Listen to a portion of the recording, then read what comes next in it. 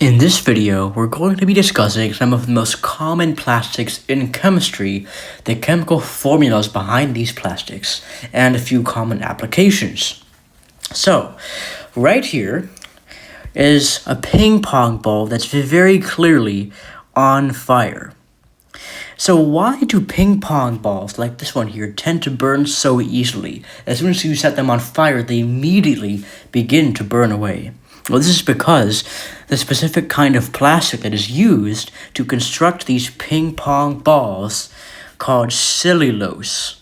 So that's what you can find. It's nitrocellulose to be specific, but really it's just cellulose here. And the reason why this material or this compound causes the ping pong ball to burn so easily is because cellulose releases oxygen into the air as it's being burned, which in turn speeds up its own combustion. So right here is the complex chemical formula for nitrocellulose, which is what's inside this ping pong ball right here. So you can see we have mainly oxygens, nitrogens, and carbons. The carbons are at the vertices of these lines here, all these points. That's a carbon right there and here. So we have carbons, oxygens, and nitrogens for the formula for cellulose. Now, let's look at the kind of the predecessor to modern day plastics called bakelite. So basically, bakelite was discovered in the early 1900s and formed the foundation for later plastics like polyethylene over here, which we'll talk about in a moment.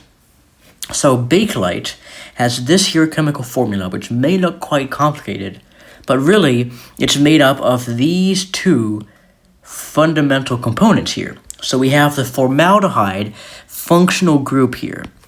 And this is a compound that is made of a common functional group involving the oxygen, the carbon, and the hydrogen. That's why it's called a functional group, because it behaves as a unit. So this here, formaldehyde, is a functional group. Hopefully you can...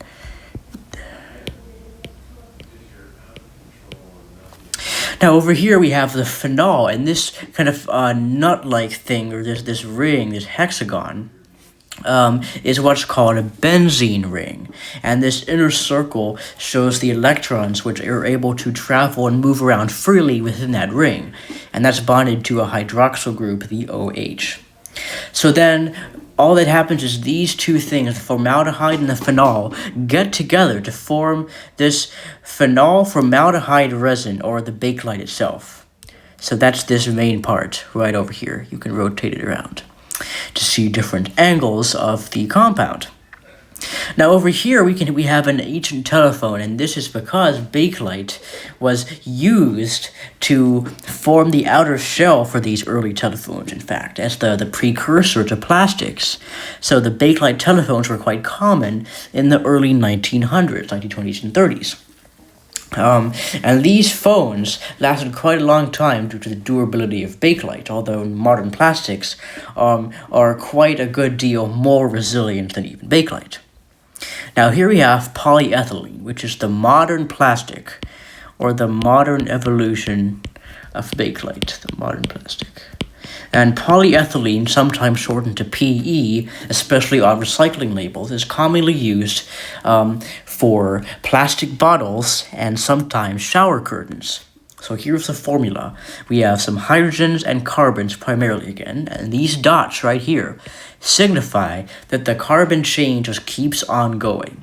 So we would have another carbon, bond to another carbon, bond to another carbon, and so on. And it would keep going in either direction.